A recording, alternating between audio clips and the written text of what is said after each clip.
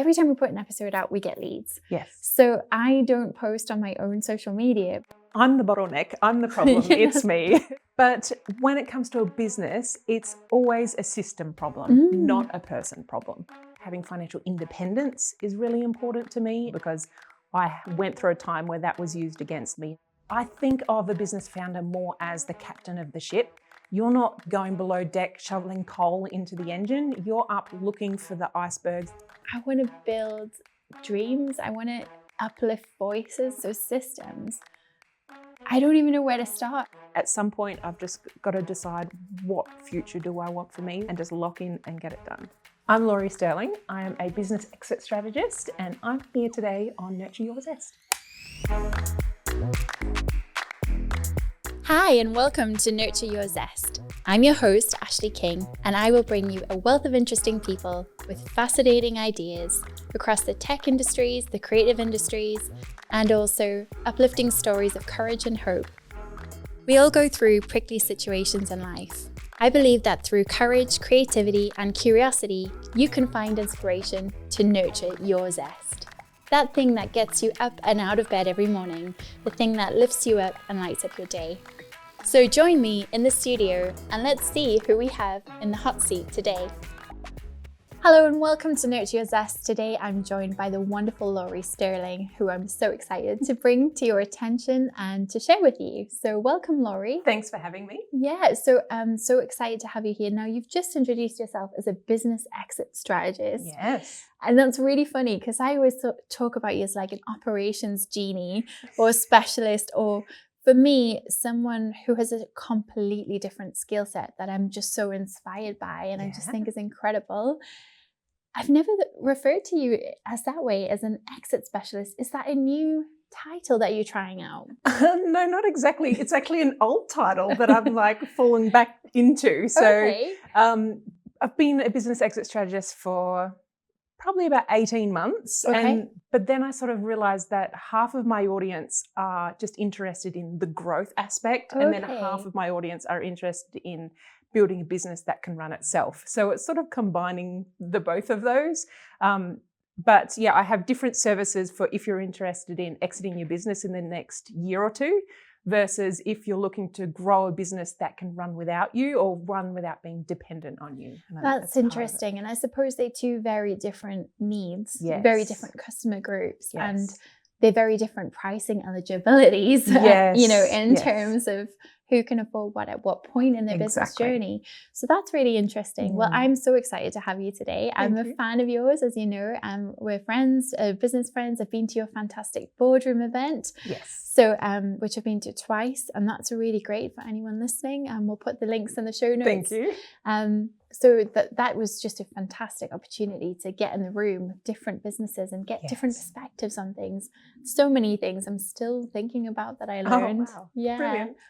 So before we dive into all that businessy, professional stuff, you obviously have an accent. I do. I'm from Australia. Yeah. Yes. So, and tell us, where did you grow up in Australia? What was your life like growing up? Yeah. So I grew up in Adelaide, which is sort of in the bitey part, right down the bottom in the middle of Australia. And I grew up with a single mum and a much older sister than me. And we grew up in like council housing on our own, sort of struggled a bit in my youth. Then had a bit of a story that sort of happened to me. My father, which I didn't know, he passed away when I was 13. And I actually received some inheritance from my father. And that was sort of a pivotal change in my life that happened at that particular time.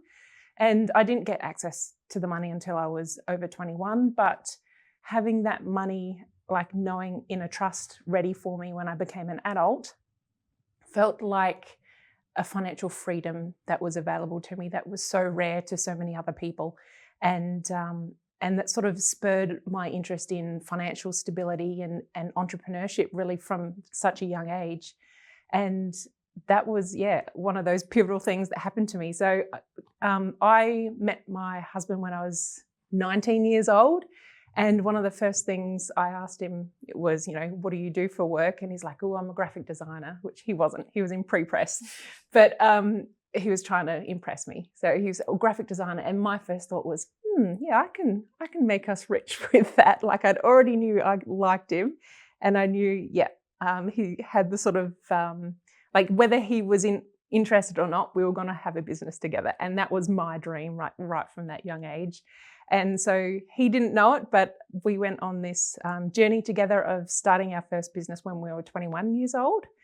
And I started that business by walking the streets, knocking on doors, handing out business cards, drumming up business. He was still in that pre-press job at that time, but I'm like, no, we're going to make us rich. And I started building that business before Facebook and all of that was anything, and social media. We had an ad in the Yellow Pages, and that was how our business started all those many years ago now. Wow. So gosh, there's so many things to say there. Yes. What a whirlwind. So first of all, I know you're a strategic thinker, but my gosh, that's strategic. Like meeting someone and being like, do you know I'm going to make us rich? And so I do think that kind of chimes with what I know about you. So what you've got this gift or this skill of being able to go into a place and sort of see people and go, oh, that could be fixed. Yes. It's almost like you see these tiny little micro leaks or micro things that you can tweak and then fix, and it helps people to, just really move forward in their lives or their business life. So I love that you've got that story. And I mean, does he laugh at that now? The fact that you had so much like intuition or strategy or just sheer blind ambition. That's it. Yeah, we ran that business for over 14 years, and he always tells me he would never have started that business if it wasn't for me. He wouldn't have even been as successful. But it's like,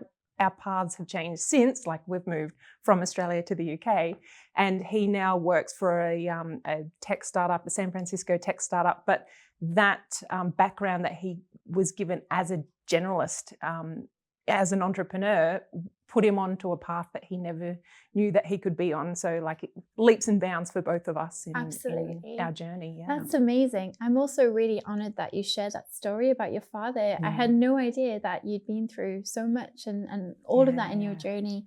To not have known your dad and then to find out one day that, oh my gosh, there's this inheritance. How did that feel, that moment? So, and especially because it didn't immediately change your circumstances. Yeah. So you mentioned how it had been quite tough. Yeah. But then you found out this pivotal news, which is like, wow, my whole world's changing, but it's also not yet. Yeah, that's right. It was definitely mixed emotions. Like I was definitely emotional at what I will never have now. Like I always dreamed of meeting my dad, and he lived on the other side of the country. So as a child, essentially, I wasn't in charge of my circumstances. But like when I became an adult, I reached out to his family and got to know them. So that was nice. But at that time, it was like this world was cut off from me. This person who I knew of but didn't know, and that I went through the grief of that. But then, having this gift that he had given me, which like lasted beyond his death, that definitely was helpful. But there probably is a bit of a traumatic story attached to that, in that the person who was looking after my trust, the trust from his inheritance, they actually used that a bit to blackmail me my gosh. And manipulate me a bit as I was growing up through my teenage years, which was pretty hard, which is another reason why having financial independence is really important to me and important to my clients that I work with. Like I help people build businesses because I want them to have financial independence and financial freedom as well, because I went through a time where that was used against me. And once I did actually start my business after I got that money, that was still a path to freedom that I had, no matter what my circumstances were. So I help everybody try and have that same power that I had as a child. Gosh, but that's such a huge driver for you then. Yeah. And it's funny, isn't it? The stories we have, things we go through that can be sitting in us. And sometimes we're not even aware of this amazing stuff that's in ourselves and in each other, which is why conversations like this are important. I never knew that about you. And I always thought you were cool, but now I'm just like, wow, blown away by your resilience and tenacity and just courage, you know, and I love that you are uplifting others and helping to unlock you know, the things that they could do for their own financial independence. You had this amazing business for 14 years, 18 years? 14 years, Okay, so what happened then? Well, it started out as a graphic design business. We pivoted into web design. We sort of found that was more ludicrous for our business at that time. And we were keeping an eye on what the market wanted and what the market was dictating. So like Facebook was just coming around as well. So online presence was pretty important. Mobiles during that period of time came out. So we sort of pivoted into making sure that we were mobile first designs that we were creating. And then we ended up going away from the design and going into the web development. So definitely pivots along the way, but it was sort of just leading where the market was taking us. There's lots of learning that had to happen to make those pivots, but it's kind of like the age-old story hasn't gone away, that when, like these days we've got AI that is changing industries completely.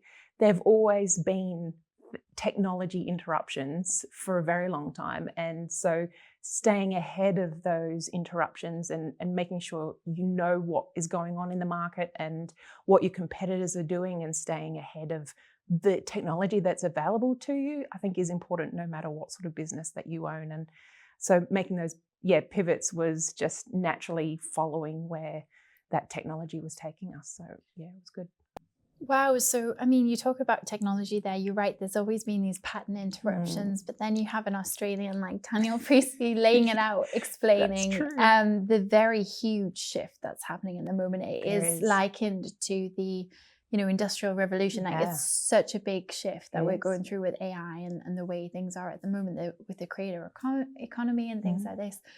I guess one of my questions for you there is, how can businesses stay ahead of the curve when they, in the day-to-day? That's something that I always muse on. I'm like, you've got clients, you've got to deliver work for, you got to pay stuff, you've got to do everything else. And now you've got to like be ahead of the curve and the trends. And I see it a lot with bigger organizations where maybe it's harder for them to move. They can't be as agile. They're not always as quick to respond because they've got big governance issues, but they also can afford consultants and they can afford the top intel from Statista or Mintel or, you know, all these huge kind of reference documents.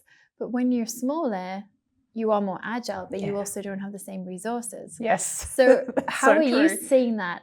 Or do you have any commentary on that for yourself? So I think it's important for the founder or the business leader to understand what is most important in their role. So yes, when you are the talent of the business, delivery is a big part of what you have to do to, you know, keep the lights on in the business. But I think of a business founder more as the captain of the ship. You're not, going below deck shoveling coal into the engine. You're up looking for the icebergs that are coming, the direction. You're navigating through the maps, maybe pivoting where you have to, and then you're passing that on to your team and telling your team, okay, this is the direction that we're going. So you're making the decisions and you're also the visionary in the business. So if you can see, actually part of your role is to stay on top of like what's possible, but also dream bigger, like what is possible for your team and can we grow and where do we want to position ourselves in the market and in the industry. And so that is actually probably almost more important or equally as important as the delivery. So making time for that in your schedule and looking for ways that you can be supported, like to turn up and be the talent in your business and have your team support you. So that's all you have to turn up and be the rock star of your business. And then your team can take the admin-y sort of things or in your case, maybe the editing and that side of things off your plate so that you can be present at what you need to do with your clients, or if you want to train somebody else to have that relationship with your clients as well, then there's a transfer of trust that needs to happen in that process.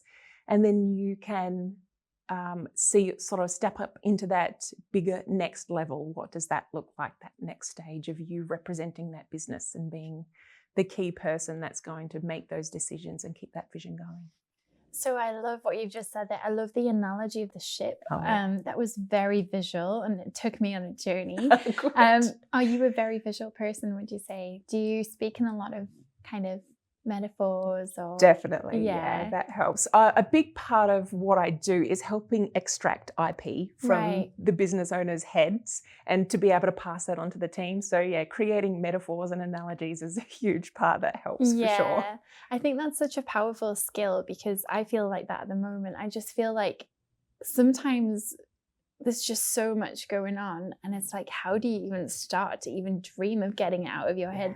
And also when you're so stuck in the doing, how can you give yourself permission to dream and to imagine and to dream big? But I think one of the things that a lot of people struggle with as well, especially if you don't know how to plan or you don't know what the steps are, is sometimes figuring out what the deliverables are or the things to map and create targets along the way, which is why I love your skill set of being able to kind of figure out what people are needing or working on. So I have a question for you then. So having been on your amazing boardroom challenge twice, and you know, I love it and I hope to come on it again. One of the things you talk about is the roadblocks or the bottlenecks, particularly not roadblocks that people go through in their business and and I'm sure it could be applied to personal life as well. We all have bottlenecks there too. But for yourself, you know, what have you learned? Because is that your own IP or is that something you've kind of pulled together from other things? Or? Yeah, that is absolutely my own IP that I've learned over my 20 years of entrepreneurial experience, and it has changed over those years. At first it was sort of 4 bottlenecks that I identified, and then there was a 5th one that I'm like, I've been missing this the whole time, or it was sort of like swept in with a different category. And I'm like, no, this is important. I need to pull it out and address this on its own. So, it's amazing that you also have acknowledged that you were learning, but then something came up for you that you learned. It's almost like there was riches and treasure in stuff you already knew and was already teaching, but you almost fell deeper into your own stuff. Exactly. Which is great. So for anyone listening and watching, what kind of bottlenecks do you see for business owners? Yeah, so usually when I speak to business owners, they're like, well, I'm the bottleneck. I'm the problem. It's me. It's me. I always do that. Especially the Taylor Swift song goes straight in my head. Like, it's me. I'm the problem. It's always me. But when it comes to a business, it's always a system problem, not a person problem. That's a relief. Yes. And so it's a matter of getting out of the way of the system that is there. So there are 5 bottlenecks in a business. And it basically follows the journey of a client through the cycle of working with you. So the very first bottleneck is brand awareness. Like, how does someone even know that your business exists or that you solve a problem that I might have and that I know that you're the person who can solve that problem for me? So brand awareness is absolutely a bottleneck. Just how do we get people to know this? Then the next one is, well, when somebody becomes aware and they're like, yes, you can solve my problem, they will indicate interest in you, in your business. And that is a form of a lead. So the way people indicate their interest in working with you can be captured. And that can look many things to different businesses and different people. So that could be someone follows you on Instagram, or that could be someone visits your website and fills out a contact form. Or it could be that someone DMs you on LinkedIn or meets you in person and says, hey, do you want a cuppa? Like, there's lots of ways for people to say, I actually want to learn more. I'm interested. I'm not, jumping in and handing over my money just yet, because I still need to know, like, and trust you and get to know more, have my concerns addressed. Maybe there's some objections that I need to overcome. So there's a bit of a nurture process that happens in that particular bottleneck. So that's my leads bottleneck. Leads and nurturing, both of those go hand in hand. Then the next is the conversion. So once someone has become a lead, now there's some sort of a sales vehicle that might happen that convinces somebody, yes, it's time for me to hand over my money. And that is part of it is signing contracts and getting proposals and scopes and quotes and things like that. In some cases, it could be just pressing a Stripe link on a website. But it could be a webinar that someone does live and attends a webinar, or it could be a sales call that they have one-on-one or over Zoom or something. So there's lots of different sales vehicles that are out there, but the conversion and sale is the next bottleneck that can happen. You can, as a business owner, quite often you are the only salesperson in the business, and every new client comes through you, whether you're delivering or not, you tend to be that main salesperson. So learning how you can either sell one-to-many in some cases, or it could be getting your website to do some of the sales for you, your emails that go out, that communication. It's all part of that conversion bottleneck that can happen when you're a founder. The next is delivery. So onboarding new clients, delivering the work that you promised to deliver, the capacity that you have. Like if you have too many people, too many leads and sales converting, and you don't have the time to be able to deliver what you've promised your clients, or maybe there's a waiting list that you have to wait 3 months, 6 months to do that. That waiting lists aren't necessarily a bad thing, but it's sort of setting expectations to know what that would look like for the client, or whether they're prepared to pay more to sort of skip the queue. And there's lots of different ways that someone can go about increasing their capacity. And I think I've spoken to you about the 5 ways to scale a business before, and what that can look like for different industries. We can come back to that in a second. We've got one more bottleneck, which is the cash flow bottleneck. So cash flow is when you might be at capacity and you're still having issues with cash flow because maybe clients aren't paying on time, or it might be you work with big corporations and they have 90-day leads on their invoices, or it could be that you actually should be asking for a deposit first and you're not getting a deposit. Maybe it's that you're not charging enough you might be charging enough for the delivery piece, but not the rest of the business that needs to be supported as part of that process that happens. And so cash flow can come into play in many different ways, and so that can be a puzzle in and of itself. So that's the 5th bottleneck. And then as we talk about the journey, it's about going around again to the next level. So once a client has finished working with you, are they going to refer you to somebody else, or are they going to come and work with you again and then maybe up level to a different package or a repeat package? Or if we're talking about products, it's sort of buying that product again from you. And so that sort of circles us right back to being aware that there are other products or services, or how do I share that awareness? Is it a testimony that you're sharing with your audience that somebody else discovers you, and that brand awareness grows that way? So yeah, that's our bottleneck cycle that happens. And then as each business grows and hits a new level, you'll probably find a bottleneck hits at a different place. And so as we grow our business, there'll be a new bottleneck. No matter what level you're at, there'll be some kind of bottleneck. So don't shy away from them. They're really important to address them and say, okay, we've got a new bottleneck. This is great. Like, we've overcome our last bottleneck. Let's see what we can do to reach that next level again. I love that reframe about don't shy away from the bottlenecks, because really what they are, if you think of it that way, they're information about a part of your business that needs a tweak. Yes. So, okay, this isn't quite working, but how do we tweak this? How do we go back? How can we shift this? How can we fix it? So that's really helpful to think about it that way. It is. And then understanding like the data behind it. So I'm very much a numbers person. So if you say, okay, we've got a sales issue, we need to increase our sales. Well, how many sales have you been getting? What's your current conversion rate? And can we measure that to see if we fix that problem, what's our new conversion rate? How much have we fixed it? Have we fixed it by 5% or by 50%? And does that mean we need to fix a different bottleneck because of it? So it's all important to sort of keep an eye on what those numbers are telling us. So it's really interesting that, because you're making evidence-based decisions, which is really important, and you're making business decisions based on numbers and targets. And that's, to me, this is like gold to ask you these questions, because it's so helpful. At the same time, I find my brain just doesn't think like that. Like you spoke before about how it's not the person's fault, it's the system's fault. Yeah. But I think when you're an entrepreneur and it's your business, you feel responsible for everything, and ultimately you are. Yeah.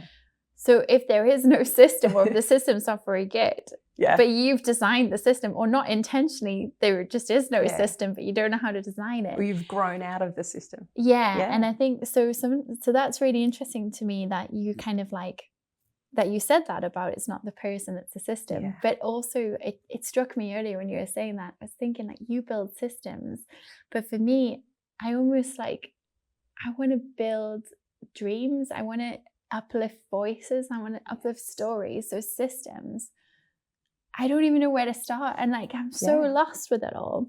So sometimes I get so intimidated when even with, if you use AI and it starts asking you, well, what's the cubic like, what are the reference, like what are the dimensions of the studio, and could you do XYZ, and it starts asking me all these questions, and I just, my brain starts melting, because it's just a language that I can't touch. You know, I just can't connect with, and I get intimidated, and I wonder, do you have anything similar? Like, are there skills maybe that you're not as good at, or are there rooms that you're in sometimes where you're like, I don't know what they're talking about? Oh yeah, 100%. Really? So I'm not a words person. Really? So like writing copy, writing emails, I struggle big time. So I actually like writing blogs and writing content. I struggle with all of that. So I would much rather talk to camera and just say in a natural conversation what I'm saying, and then maybe let AI help interpret that into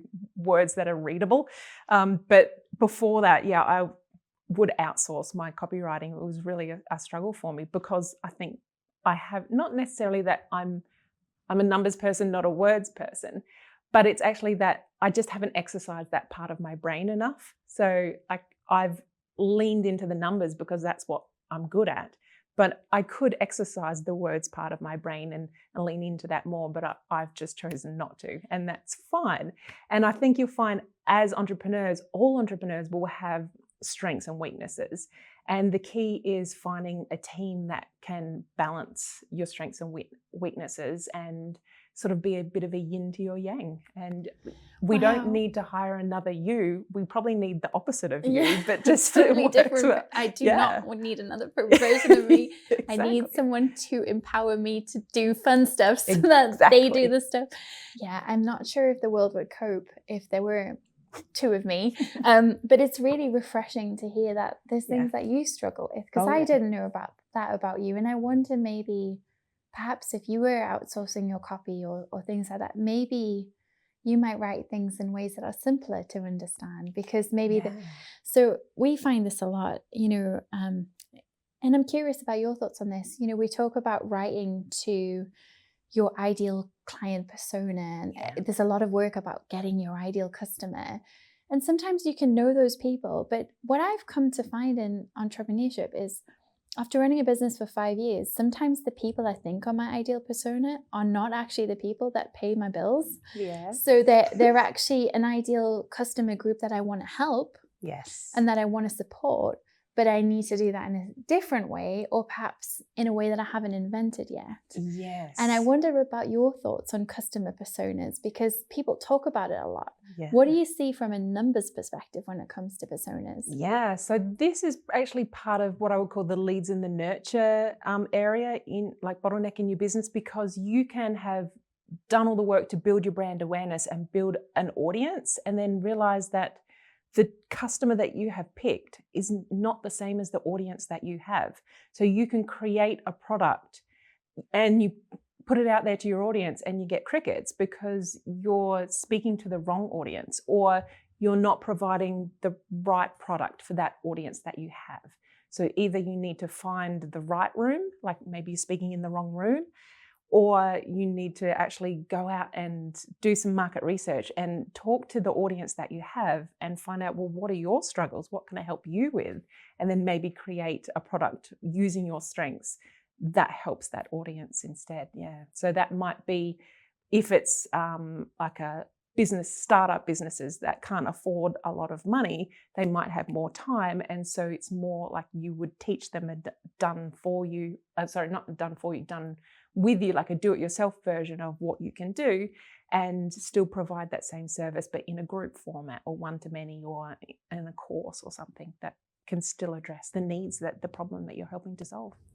I think one of the things that's hard when you're self-employed is like, I always wanted to be like a star employee, like super helpful, be the library or signpost that everyone would come to my desk. It was like a train station. I would be helping everyone. And I felt so good about that. I felt I had status from being helpful and being the go-to person, or, oh, ask Ash, she'll help you. You know, she's really knowledgeable. She's an expert on all of these different things. Mm-hmm. But when you become self-employed, you just have to do everything. And there's stuff that you just aren't good at, right? Yes. And I think, well, from what you're saying there, that's really, really interesting because, finding the right people and talking to the right people, it's also a journey when you're like, but how could I do that? Because you lose a sense of your value of the things you're really good at when you're not performing in the areas you can't. Mm-hmm. So I kind of, to be honest, to be really vulnerable here, I really miss having someone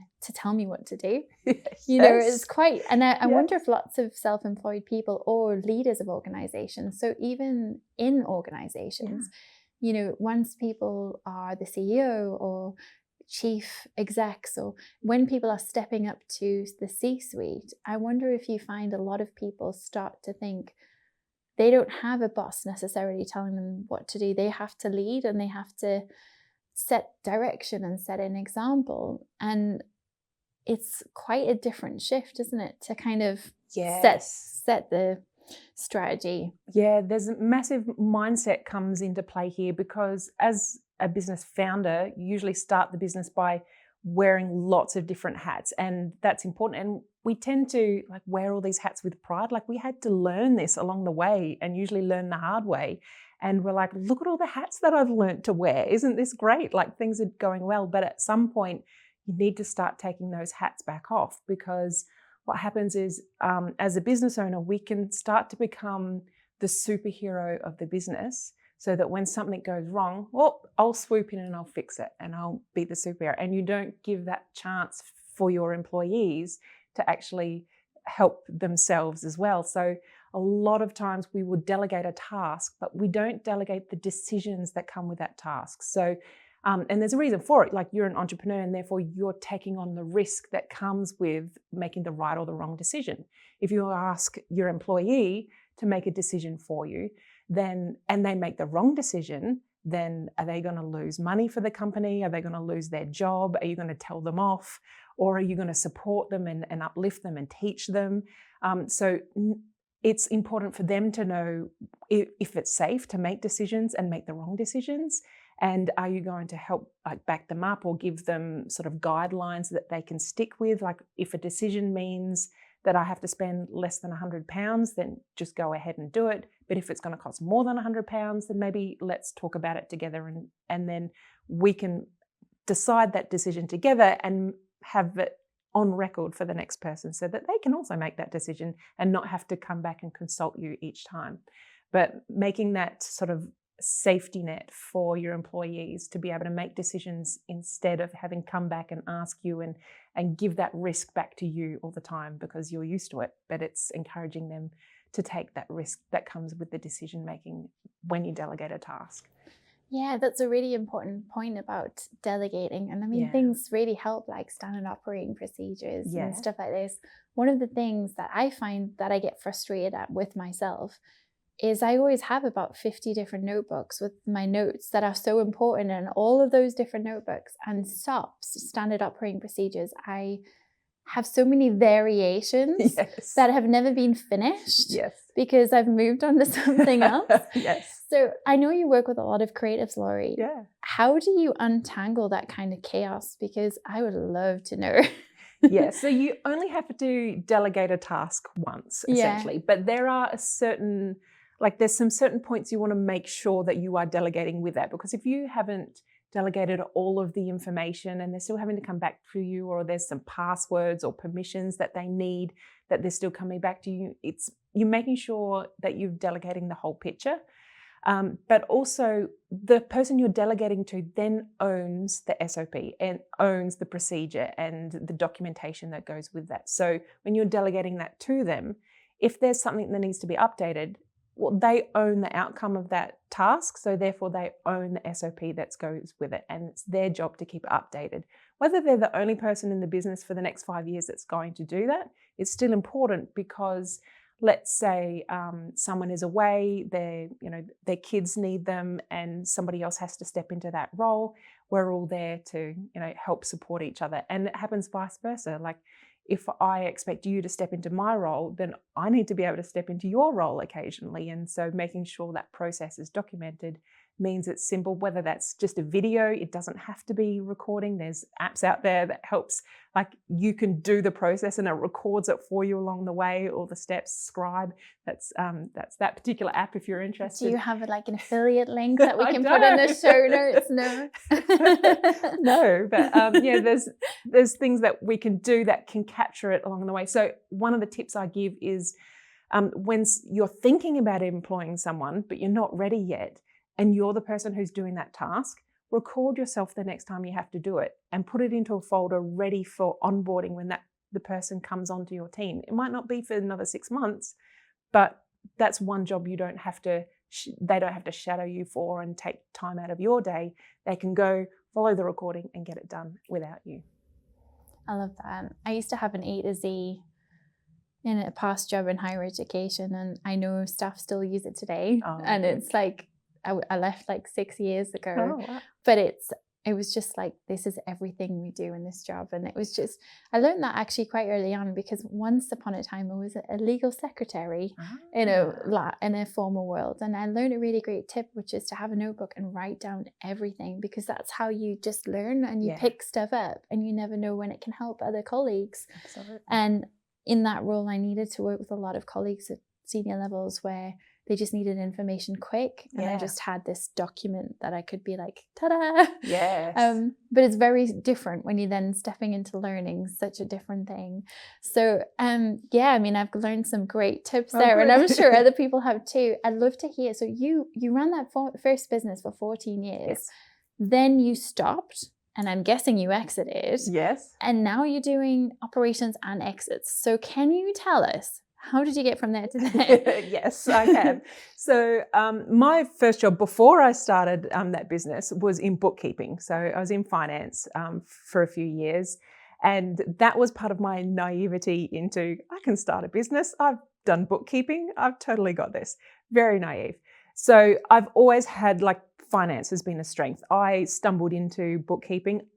My mum actually sent me to secretaries college after I left school, and I never became a secretary, but I ended up finding this bookkeeping job, and I just realized that I had a knack for numbers, that I could see patterns, I could see disruptions in patterns.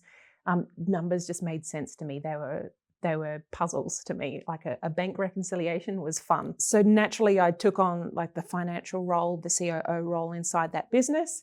And then when we were thinking about moving from Australia to the UK, I started thinking about what life outside of that business looks like.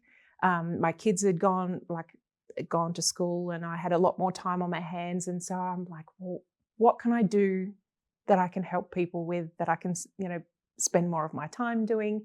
And I realized, like, I was really good at budgeting with unpredictable income. I've been doing it for 14 years, and I had seen friends of mine struggle with their businesses. And I'm like, this is something I can help with. I can help coach people how to live on unpredictable income. So I started a side business on just the financial coaching inside for entrepreneurs. And that was when I started that, I realized I could diagnose the problem inside their business by looking at their number and their data, but I couldn't fix it until I went deeper into operations. And I had been running a business for 14 years and not known what operations was. I'm like, I hadn't heard of it. It was just a buzzword to me. I'm like, and so when I realized there was more to this, and I ended up diving into this topic of operations. Like, what does this mean? I read a book that was about how you can get your business to run itself, and I'm like, what is this magic? How do you get a business to run itself without being dependent on you? And so I followed that trail. It was a US business that was the biggest in the market at that time. they had a $5,000 course that they were teaching people on how to do this. And I went, I want to do that course, but I didn't have $5,000 to be able to do that. And so I reached out to them and said, look, I do this financial coaching. I would like to coach for your clients. Would you be interested in bringing me into your business as a business coach? And I thought, there's no way they're going to say yes. I was over the other side of the world. I had just moved to the UK when that had happened. And I'm like, they're not going to say yes. 2 weeks later, I had, let's jump on a call and have an interview. And I was hired through that, and they trained me everything I needed to know about operations from a coaching standpoint. And so much of that I could relate back to stories and experiences that I had running my own business, which sort of gave me a unique viewpoint of being able to take my past experience and the new coaching that I'd brought on, that I'd been taught, and be able to understand this whole new world of operations. And I stayed there. So that was a US company. I stayed there for about 18 months, right through to the peak of COVID period. And then through COVID, I was getting businesses were collapsing overnight, essentially, and looking for the adult in the room. And they're like, what do we do? And I'm like, I've never done this before. So I sort of had to build up sort of this resilience of how to pivot. And I have pivoted many times. So like that came into the picture and the data, and it all the pieces sort of formed together. And so I ended up feeling very overwhelmed working for that particular business. So I stepped out and I said, okay, I'm going to work as a COO inside people's businesses. So there was probably about 4 or 5 businesses that I was doing fractional COO work for, and I was helping them from the inside. And that was great, except only able to help a handful of people. And I wanted to help everyone. I wanted to help more people. So that's when I decided I was going to go into operations, or sort of preparing your business to exit. So my framework is called Step Back to Scale Up. So yes, you can step back from your business so it can run itself, but still with you as that captain of the ship. Or if you want to work with my private one-on-one, that is where I go into helping you exit completely and training somebody else to step into that visionary role and sort of leave the business for the next generation, or as your legacy. And so I sort of have those 2 paths that my business took me on, and here I am today. Where do I sign up? How do I give you my money? Yes. I'm just kidding. I think that's so funny. Like, it's amazing the journey you've been on and the patterns of how it's all tied together. Yeah. And some of those things that you do, that so many little touch points in your life and career journey have brought to fruition for you. Exactly. I do really think there is something magical at the moment about taking IP and helping people to find the IP in their business, and actually teaching people that skill or facilitating that skill. Because I think a lot of people just think, well, it's just something we do. It's just the way we've always done it, or it's just something, and they don't realize that actually that process could be sold, or that, that there's a lot of things that possibly, if extracted, could be really valuable, but it's just taken for granted. So I love what you do. I think it's really exciting. So how can people work with you now? Do you do a one-to-many approach? You've got the boardroom event. Can they buy courses from you, or what do you do? Yes, I do private one-to-one. I have my boardroom event, which is once a quarter. It's in person at the moment, but I am about to launch it online, so people outside of just Newcastle can also participate. And I'm going to be launching a group program at the start of March. Wow. So I'll have a wait list for that coming out very shortly. And so it'll be like a small group program, but we'll be going through the content of like taking the step by step, but also like the camaraderie of having a group to go with it as well. Ask your questions, get feedback on the modules. So it's a real hybrid type program. You get feedback on the modules that I teach you inside the program, but also be able to apply it and ask questions that are nuanced to your particular business as well. But sometimes as well, those small groups bring other learning, because you learn from other people's perspectives and their journeys. Exactly. So I know when I went to your boardroom challenge, I got some feedback from someone else in the room, and it floored me. And I've still been thinking about it. And it was such a unique observation. Good. That was like a blind spot that I had no idea was a blind spot. It really, really shocked me.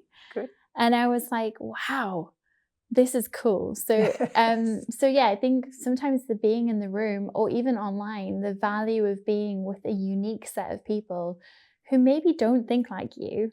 Because I think that is something we give ourselves all these labels. This is tech, this is creative industries, this is, education, this, all these different things. But actually, why not have more synergy, or why not, cross-contaminate and pollinate ideas? Why be in a silo? Yeah, something that's normal for one industry might not be normal for another, but you can sort of take ideas and definitely cross-pollinate. I like that. Exactly. So I love what you're talking about. You're doing some amazing work in the creative world and in other fields too. Yes. And is there anything else you'd love to tell us about today? Well, if you're interested in what your bottleneck is, I do have a bottleneck quiz that anyone can take. It's free. Oh my gosh. Now, I think I've done this one before and I'm pretty sure I know my bottleneck. Okay. But so I think my bottleneck is probably a leads thing. Yes. And it's a fear thing. And so every time we put an episode out, which is amazing. Yes. Every time we put an episode out, we get leads. Yes. So I don't post on my own social media because then our leads go bananas. Yes. But then that's a fear thing, right? And I'm holding myself back from helping people who might really want to work with us. Well, I don't think it's a leads problem. I think it's a capacity problem. Yeah. And exactly. Yes. And I think, and there's also there a mindset shift about scarcity, and about not scarcity around cash, but a scarcity around team and systems and possibly cognitive ability to do certain things, being ADHD and neurodiverse.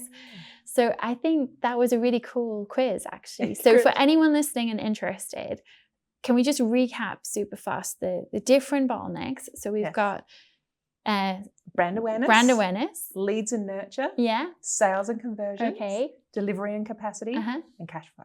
Perfect. Those are great. So if you want to do this quiz, we're going to put it in the show notes so we can give you the link for that.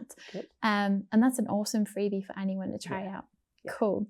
Thank you so much. Okay, so I have to ask you, when you're not doing all this cool, amazing professional stuff, who's Laurie? Like, who's the real Laurie? Because I know you like to bake.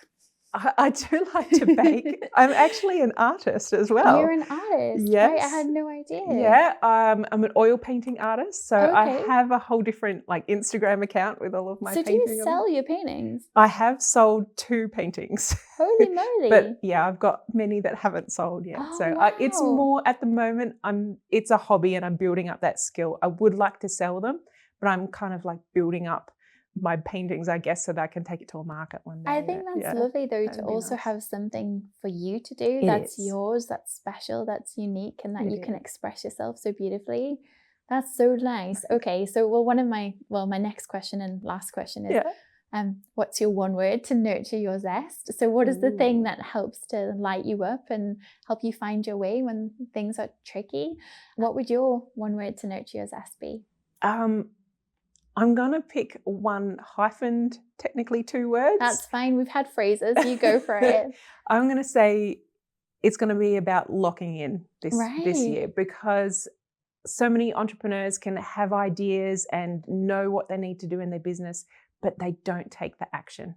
And so it's just got to lock in and do it. I have mindset struggles as well, and I put off tasks, and at some point I've just got to decide, what future do I want for me? What future self, and just lock in and get it done. I love that.